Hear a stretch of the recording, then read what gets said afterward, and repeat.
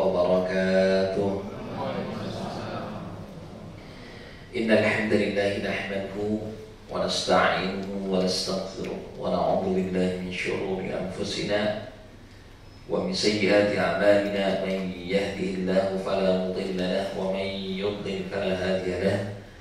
أشهد أن لا إله إلا الله وحده لا شريك له وأشهد أن سيدنا ونبينا محمدا عبده ورسوله لا نبي بعده.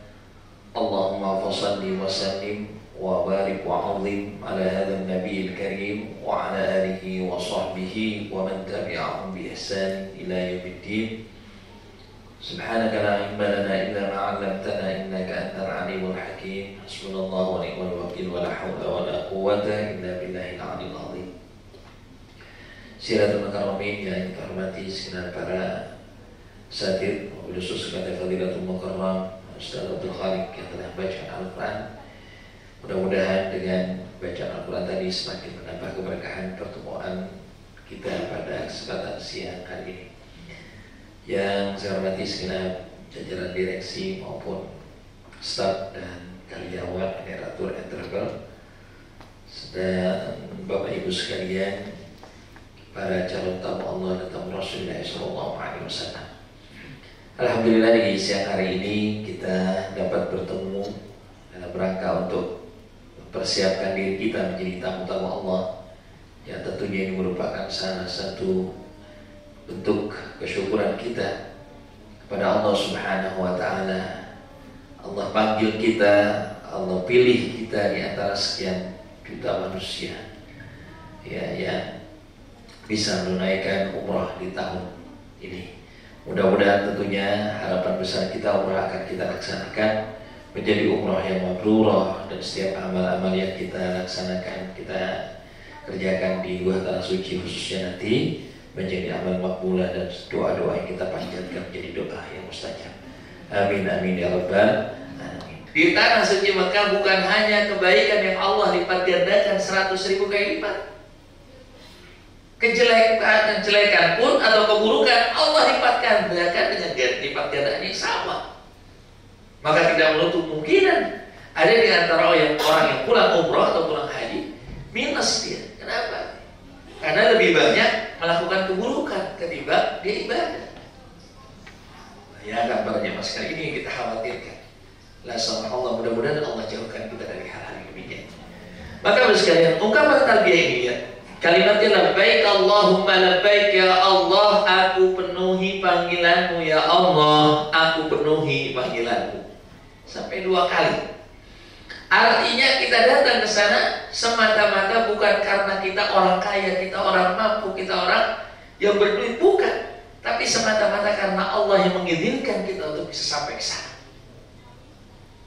Makanya yang sampai ada yang bilang begini ya, gara-gara ada di antara satu keluarga yang mampu, saudaranya diberangkatin, ya. Jangan sampai nyebut-nyebut, ente kan bisa berangkat gara-gara saya. Nggak bisa begitu. Itu Allah yang memberikan kesanggupan melalui saudaranya, kan begitu. Kenapa? Karena rezeki itu sudah Allah atur sedemikian rupa. Labbaik Allahumma labbaik, ya Allah aku penuhi panggilanmu, ya. La syarika laka labbaik, maka tidak ada sekutu bagimu dan aku penuhi panggilanmu. Artinya apa? Aku datang ke rumahmu, aku datang menjadi tamumu, ya Allah. Tidak ada yang aku tuju kecuali hanya Engkau, mencari keridhaanmu, ya Allah, mencari bimbinganmu.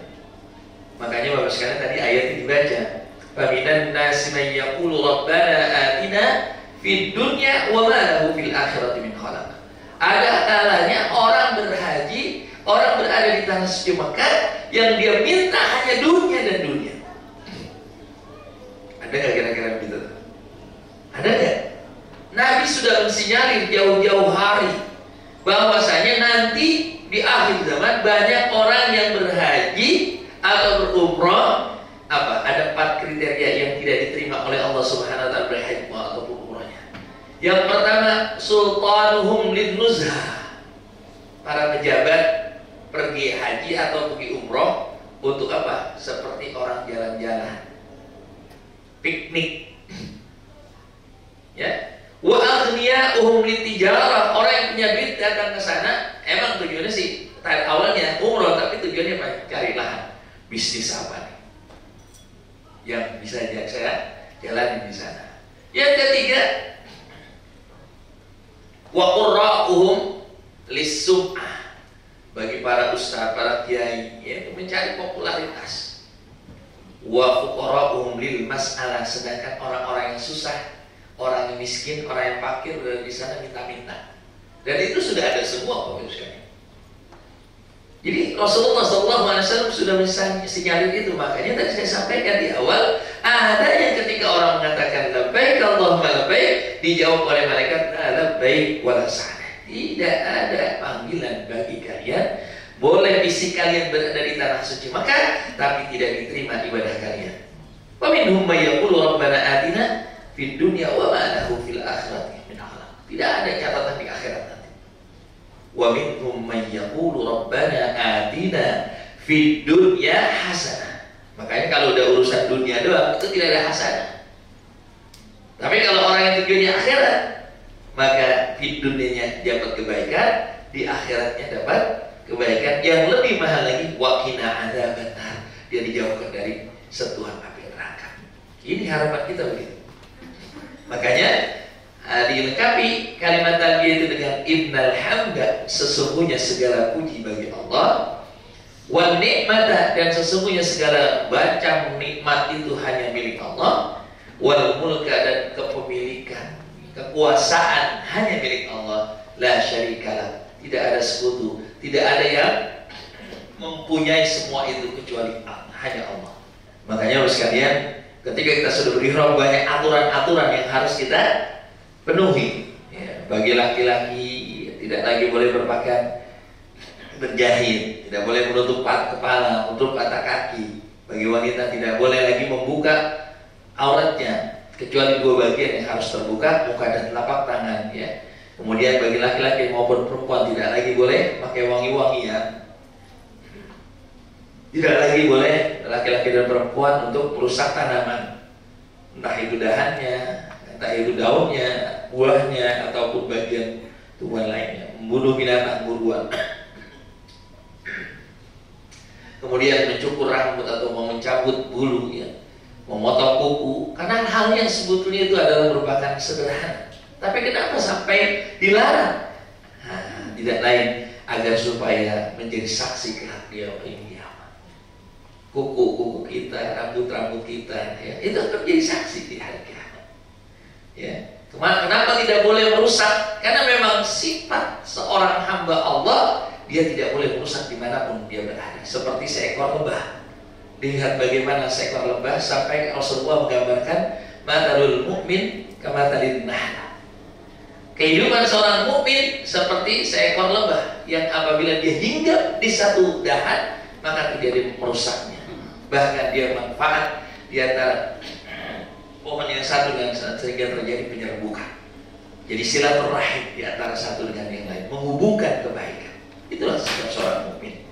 La ta'kulu illa thayyiban wa la tadau illa thayyiban. Seorang mukmin itu tidaklah makan kecuali dari yang baik-baik, makanya tidaklah keluar dari dirinya kecuali yang baik-baik. Nah, makanya ketika kita berihram, sebetulnya Bapak sekalian, kita diarahkan kehidupan kita sebagaimana seorang mukmin yang hakiki, seperti yang Rasulullah gambarkan dalam hadis tadi, ya. Sehingga tidak merusak dan tidak menyakiti.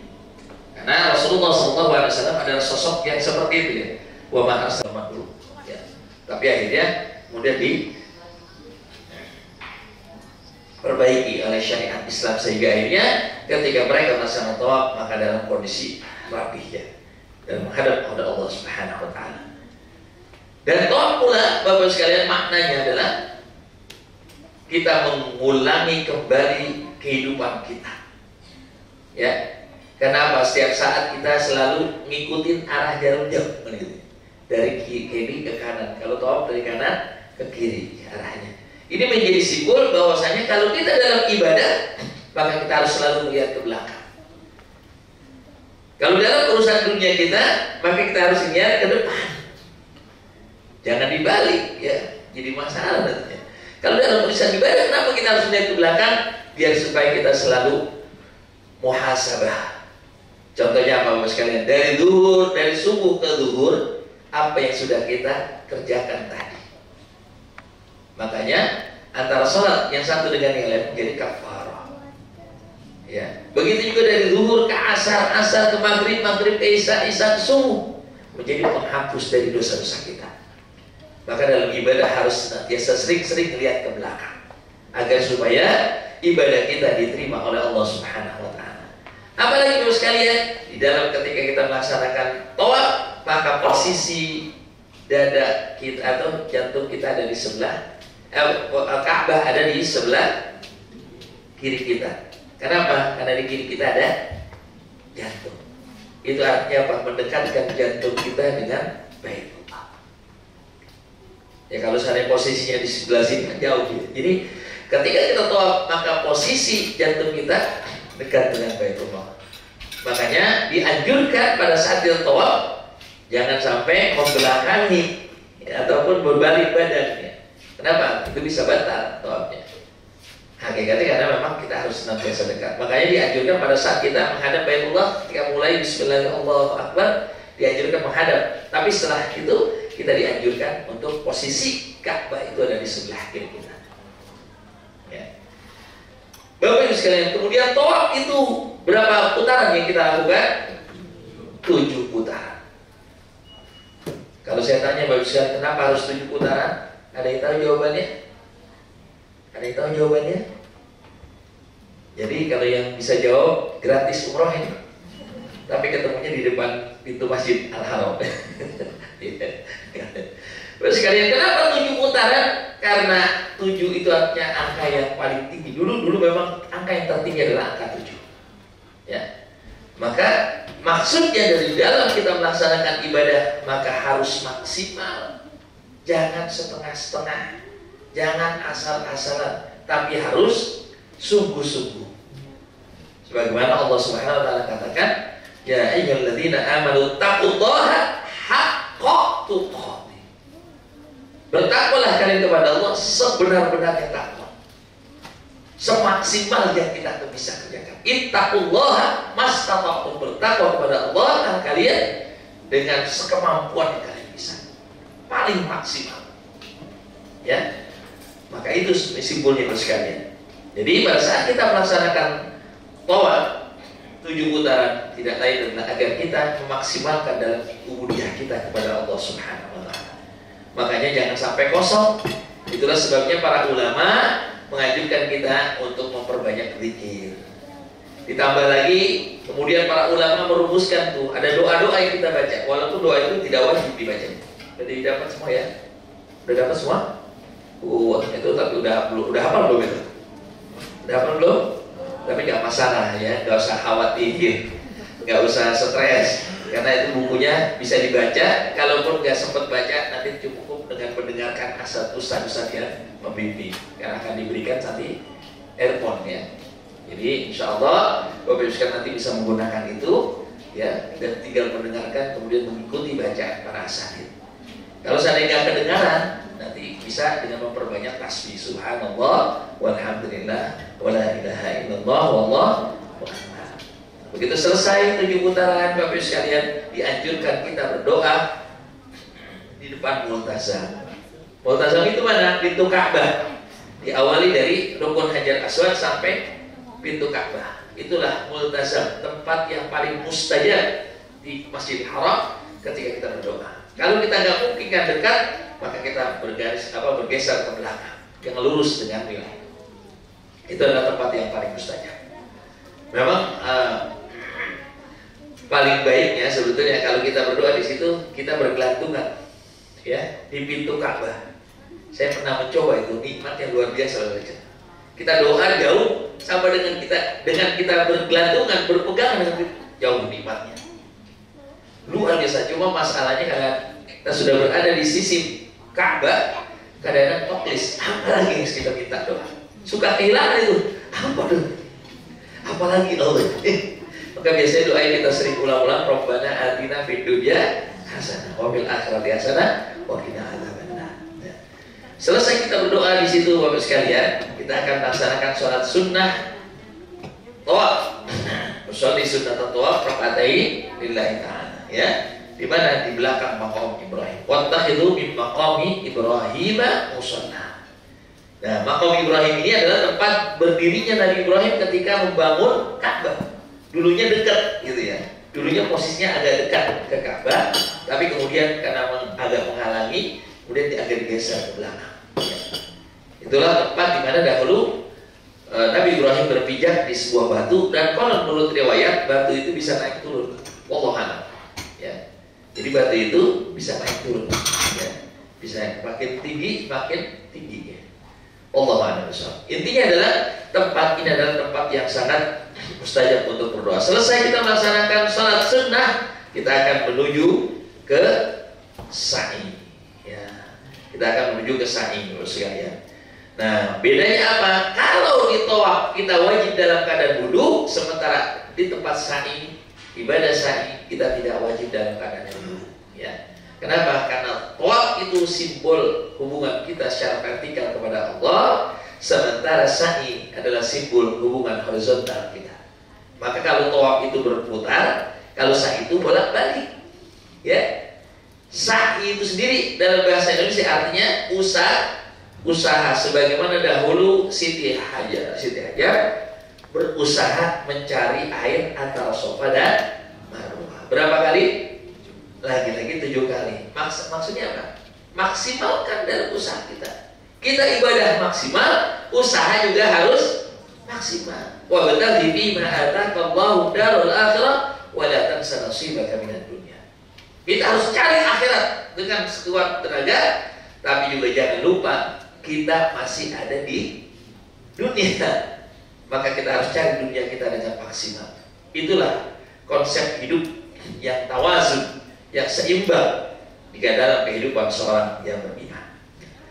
Maka perjalanan sa'i ini diawali dari Safa, diakhiri di Marwah 7 kali. Jadi yang ganjil itu dari Safa ke Marwah, yang genap dari Marwah ke Safa. Sebelum kita memasuki Bukit Safa, memulai perjalanan sa'i kita, maka dianjurkan, disunnahkan kita menghadap ke Baitullah sambil berdoa. Ya, abda'u bima bada Allahu bihi wa rasuluh, inna Safa wal Marwata min sya'airillah, faman hajjal baita aw i'tamara fala junaha 'alaihi ay yatawafa bihima wa man tatawwa khairan fa inna Allaha syahidun 'alim. Allahu akbar dan seterusnya. Jadi kalau tawaf kita dianjurkan memperbanyak zikir berupa tasbih, subhanallah, alhamdulillah, la ilaha illallah, wallahu akbar. Sementara di sa'i kita dianjurkan untuk memperbanyak takbir. Ya, untuk memperbanyak takbir. Dan ketika kita memulai dari Safa, ini juga menjadi simbol bahwa manusia ketika berusaha, ketika beraktivitas, jangan lupakan Allah di awal. Ya, kenapa? Kalau kita mulai aktivitas kita dengan mengingat Allah, minimal baca bismillah, maka sepanjang perjalanan usaha kita akan dinilai ibadah oleh Allah Subhanahu wa taala. Makanya Rasulullah SAW pesan, kullu amrin dzibalin lam yubda bil basmalah fa huwa abtar. Dalam riwayat lain fa huwa aqta. Fa huwa apa yang kita lakukan tanpa menyebut nama Allah, tanpa mengingat Allah, maka Allah terputus dari kita. Allah tidak peduli dengan apa yang kita kerjakan.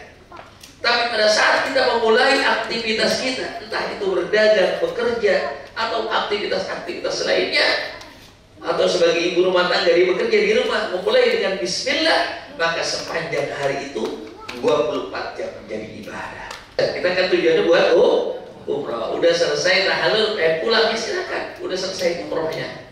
Jadi sayang ya. Waktu mau bayar buat 9 hari, masa baru 1 hari udah balik. Ya, manfaatkan sekali. Jadi tahallul ini artinya menghalalkan. Kalau secara filosofis, secara hikmahnya, maksudnya apa?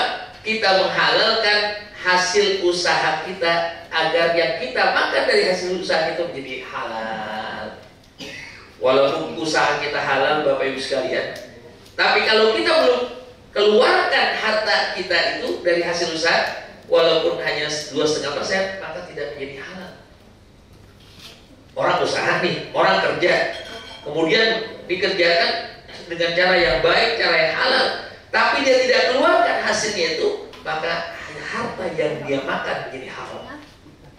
Kenapa? Karena di harta kita ada hak orang miskin. Wa fi amwalihim haqqun ma'lum lis-sa'ili wal mahrum. Dalam ayat yang lain dikatakan, dan di harta mereka ada hak-hak orang-orang miskin. Maka Allah Subhanahu wa taala perintahkan dalam ayat lain, khudh min amwalihim shadaqah. Ambil dari harta mereka sebagai zakat, sebagai pembersih harta maupun pembersih jiwa. Nah, itulah Bapak Ibu sekalian kenapa nanti dianjurkan bagi bapak-bapak khususnya untuk menggundul kepalanya ketimbang hanya memotong sebagian. Kenapa? Rasulullah SAW ketika melakukan tahallul bersama para sahabat berdoa, rahimallahul muhalliqin. Allah merahmati orang yang gundul. Para sahabat bertanya, wal muqassirin ya Rasulullah, bagaimana kondisinya orang yang hanya memendekkan rambutnya, tidak semuanya ya Rasulullah?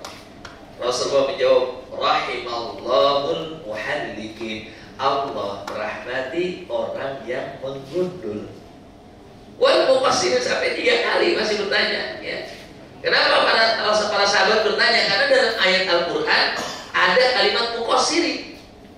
La tadkhulunnal masjidal haram insya'allahu aminin muhalliqina ru'usakum wa muqassirina la takhafun. Jadi ada ungkapan nanti kalian akan memasuki Masjidil Haram setelah Fathul Makkah itu dalam kondisi menggundul kepala kalian dan sebagian lagi memotong pendek.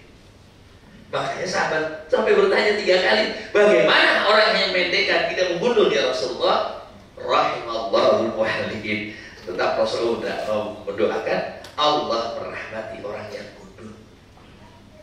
Baru ketiga kalinya wal muqassirin, tapi tidak diawali dengan kalimat rahimallah, tapi dengan hanya diatofkan saja. Begitu juga dengan orang yang hanya memendekkan. Ini menjadi isyarat bahwasanya beda orang yang berinfak hartanya lebih dari 2,5% dengan orang hanya mengeluarkan 2,5%. Kadang-kadang kan ada orang berpikiran begitu, saya sudah keluarkan 2,5%, ngapain lagi saya keluarkan yang lain? Padahal Bapak sekalian, tidak ada harta yang kita keluarkan kecuali akan Allah ganti. Dan termasuk yang lebih dahsyatnya lagi, rambut yang kita gunting, yang kita potong, yang kita habisin waktu kita bertahallul, memang saat itu kita buang ke tempat sampah. Kita melihatnya itu ada di tempat sampah. Tapi sesungguhnya rambut-rambut yang kita gunting pada saat tahallul dia akan naik ke langit dan menjadi saksi kelak di yaumil qiyamah. Sebanyak rambut yang kita gugurkan, sebanyak dosa kita yang Allah jatuhkan di hari itu.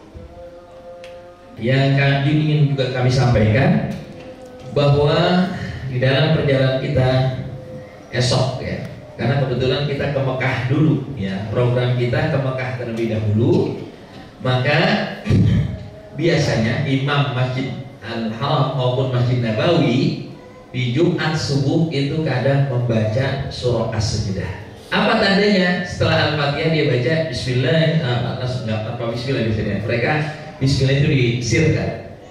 Wailul maghdubi alaihim waladdallin. Amin. Kemudian imam baca Bismillahirrahmanirrahim. Alif Lam Mim. Kalau diawali dengan Alif Lam Mim di apa namanya? Setelah baca Fatihah di rakaat pertama, maka siap-siap di ayat ke-15 kita langsung sujud tanpa ruku. Innama yu'minu bi ayatina alladziina idza dzukiru biha sujadan wa sabbahu bihamdi rabbihim wa hum la yastakbirun. Biasanya dia berhenti dulu, nggak langsung takbir. Itu memberikan satu isyarat. Habis ini kita sujud tilawah. Langsung sujud tanpa harus ruku. Apa yang kita baca? Sajada wajhiya lillazi khalaqahu wa syaqqa sam'ahu wa basarahu bihauli wa quwwati fatabaqallahu ahsanul khaliqin. Kalau nggak hafal, ya udah baca aja seperti kita melaksanakan sujud pada umumnya, subhana rabbiyal a'la wa bihamdihi dan seterusnya. Terus kita bangun kembali. Biasa imam melanjutkan ayat berikutnya. Tapi tidak setiap waktu Jumat subuh ya, ada kalanya tidak membaca surah As-Sajdah itu, baik di kota Mekah maupun Madinah. Selanjutnya Bapak sekalian dirahmati Allah, saya akan bacakan itinerary program kita ya, baik bus 19 maupun bus 20 ya, atau 18 sampai 19 ya. 19 dan bis 20. Insya Allah perjalanan Bapak Ibu sekalian akan dilaksanakan pada hari Rabu nanti. Penerbangan menuju Jeddah dengan Garuda GA 980 ya, GA 980 yang akan take off menuju Jeddah pukul 11.25 atau sekitar setengah 12. Artinya 3 jam sebelum keberangkatan Bapak Ibu sekalian sudah harus berada di bandara. Mundur 3 jam berarti setengah 12, berarti setengah 11, setengah 10, setengah 9, atau paling tidak jam 8 lah, lebih awal ya. Jadi jam 8 Bapak Ibu sekalian sudah berada di bandara ya. Kenapa? Karena proses imigrasi dan lain sebagainya kan memakan waktu, itu belum lagi untuk check-in bagasi ya. Dan yang perlu dicatat Bapak sekalian, ketika check-in bagasi, maka semua bagasi Bapak Ibu sekalian ya, baik yang besar maupun yang kecil akan dimasukkan ke dalam bagasi. Kemudian Bapak sekalian, di hari ke-4 Bapak Ibu sekalian akan menuju kota Madinah. Untuk apa? Untuk berziarah ke Rasulullah SAW. Sebetulnya 1 hari juga cukup ya, tapi kan capek juga kalau saat ini langsung kita jalan lagi. Sementara perjalanan menuju Madinah cukup jauh ya, 450, hampir 450 kilo ya, itu jauh juga ya. Makanya nanti sampai di Madinah yang kita tuju tidak lain adalah berziarah kepada Rasulullah SAW. Bukan ziarah kota Madinah sebetulnya. Kita ke Madinah itu untuk menziarahi Rasulullah. Kenapa? Walaupun ziarah ke Rasulullah bukanlah bagian dari umroh, tetapi itu bagian dari adab kita kepada Rasulullah. Sebagaimana yang dilakukan oleh Sayyidina Bilal radhiyallahu anhu ketika dia melaksanakan umroh, kemudian dia ingin langsung kembali ke mana? Ke Syam, karena dia tinggalnya di Syam. Jadi setelah wafat Rasulullah SAW, Sayyidina Bilal sebagai muadzin Rasulullah, dia tidak lagi mau tinggal di kota Madinah. Kenapa? Karena dia orang yang selalu bersama Rasulullah. Dia tinggal di depan rumah Rasulullah, ya, disebut sebagai Ashabus Suffah. Bagaimana tidak Bapak sekalian, sehari-harinya dia bersama Rasulullah. Bagaimana dia menyaksikan kebaikan Rasulullah, kesopanan Rasulullah, ibadahnya Rasulullah. Maka ketika Rasulullah wafat, dia merasa kehilangan dan dia tidak bisa menghilangkan kesedihan itu kecuali dia lebih jauh. Sampai akhirnya memutuskan tinggal di Syam. Di Syam itu tepatnya di Damaskus sana. Dan beliau wafat di Yordania, ya, di daerah namanya Wadi Sin. Saya kebetulan waktu kuliah di sana sempat menambangi tempat Bilal ibn Rabah di sana. Ya, dan ketika di jalan ada tulisan itu, maka Bilal ibn Rabah radhiyallahu anhu. Jadi ketika melaksanakan umroh, dia takut bersedih, ya, akhirnya tidak mau untuk datang ke Madinah. Tapi dalam perjalanan dia bermimpi bertemu Rasulullah dan ditegur oleh Rasulullah, "Lima hadzal jafa ya Bilal?" Kenapa kau? Ada apa yang kau wahai Bilal? Kenapa tidak mau datang kepadaku? Akhirnya dia langsung datang ke Madinah dan menziarahi Rasulullah SAW. Tapi apa yang terjadi? Dia diminta untuk mengumandangkan adzan oleh Sayyidina Umar, dia menolak karena dia hanya menjadi muadzin buat Rasulullah. Tapi kemudian ada 2 pemuda, yaitu Hasan dan Husain, meminta, dia tidak bisa menolak. Apa yang terjadi ketika dia adzan? Seluruh kota Madinah terhenyak, ya, seluruh kota Madinah menjadi hening. Bahkan kemudian banyak orang berpikir apa Rasulullah hidup kembali, karena mendengar suara adzannya Bilal seperti ketika mereka mendengar adzan Rasulullah masih ada. Karena setelah Rasulullah wafat dia tidak pernah mendengar lagi itu adzannya Bilal. Ketika menyebut asyhadu an la ilaha illallah dia masih bisa. Begitu menyebut asyhadu anna Muhammadar Rasulullah, dia tidak bisa menyebut nama Rasulullah kecuali menangis yang luar biasa. Akhirnya dia tidak bisa melanjutkan adzannya, dan itulah adzan terakhir Sayyidina Bilal yang dilanjutkan oleh Sayyidina Hasan radhiyallahu anhu. Bapak sekalian, itu sebabnya kenapa kita di Madinah nanti untuk memperbanyak ziarah kepada beliau. Artinya walaupun tidak dapat jatah sekali untuk Allah, maka tidak menutup kesempatan kita untuk selalu bersalawat, datang ke masjid itu sambil mengucapkan salam, assalamualaikum ya Rasulullah, assalamualaikum ya Nabi Allah, assalamualaikum ya Sofat Allah, dan seterusnya ya. Berbanyak salawat selama di kota Madinah Al-Munawwarah. Dan Bapak sekalian, di hari kedua di Madinah, Bapak sekalian akan diajak ziarah Raudhah. Nah, biasanya kalau ibu-ibu itu waktunya ba'da subuh. Jadi sebelum subuh sudah kumpul di lobi, sholat subuh berjamaah bareng-bareng.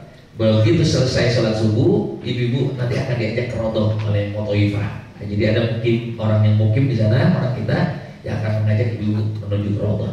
Sedangkan bapak-bapak biasanya jadwalnya itu entah sebelum menjelang duhur atau setelah duhur atau menjelang asar, antara dua. Ditunggu saja nanti, ya, karena biasanya belakangan. Ya, setelah itu di hari berikutnya Bapak Ibu sekalian akan melaksanakan sikitur. Ya, hari kedua sikitur ke mana? Ke sekitar kota Madinah. Baru di hari ketiga, hari terakhir, Bapak sekalian akan kembali menuju Jakarta dan ke kampung halaman masing-masing. Itulah program yang akan kita laksanakan. Ada pun Hilton yang Bapak Ibu hotel yang akan Bapak Ibu sekalian gunakan, ya, fasilitasnya. Di Mekah itu pakai Hilton Convention, sedangkan di Madinah itu Sajjad Al Madinah. Di mana posisinya? Posisinya di belakang hotel Movenpick di Madinah. Kalau yang hotel convention, Hilton Convention itu di Jabal Umar. Jadi kalau Bapak Ibu sekalian nanti tahu yang namanya hotel Intercon, hotel yang paling bagus, di jalan ke belakang. Jadi kalau dilihat dekat hotelnya, ya, dekat di mata, tapi jalannya muter dikit lah, jauh, agak naik sedikit. Kalau pergi gak kerasa, pas pulang baru kerasa. Jadi dekat di mata, jauh di kaki dikit ya. Tidak apa-apa. Niatin buat ibadah. Semakin banyak langkah kita, semakin banyak pahala kita. Amin ya Rabbal alamin. Demikian sekalian beberapa informasi yang kami sampaikan. Mudah-mudahan ada manfaatnya.